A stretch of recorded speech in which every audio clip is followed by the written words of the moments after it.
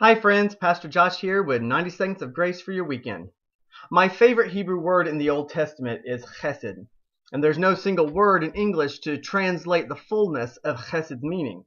And so it often gets translated as goodness, kindness, loving kindness, love, steadfast love, loyalty, devotion, and most often mercy in the Bible. This week, we find King David having defeated Saul for the throne of Israel.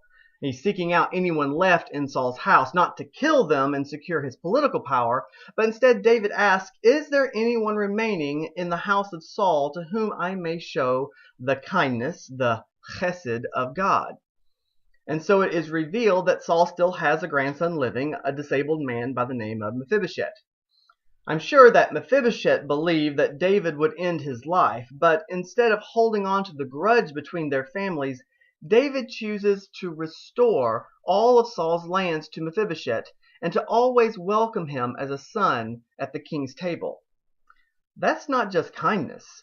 Mephibosheth has his livelihood restored, given generosity he can't repay, welcomed at the Lord's table, released from the grudge between their families, and accepted as David's own son, none of which he deserves. That's more than kindness. That's grace.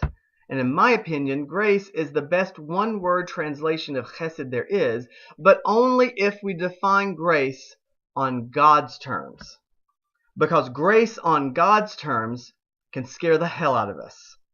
God's grace doesn't follow our rules about justice and fairness. God's grace is messy, senseless, wild, and free. God's grace is God's persistent pursuit of people who are ungrateful, undeserving, and unlovable. Grace, in the Hesed sense, in God's sense, is simply who God is. And since we are freely offered God's grace, it should be who we are. We should live every day choosing to give out grace instead of grasping for grudges. To learn more about choosing grace over grudge, come to Grace Presbyterian this Sunday morning at 10:45 a.m. as we continue our We Choose Welcome series. Coffee, tea, and water are available as you come in the door, and guests receive a free #Experience Grace travel mug for their beverage. That's your 90 Seconds of Grace for this weekend, friends. The Lord bless you and keep you, and I will see you on Sunday.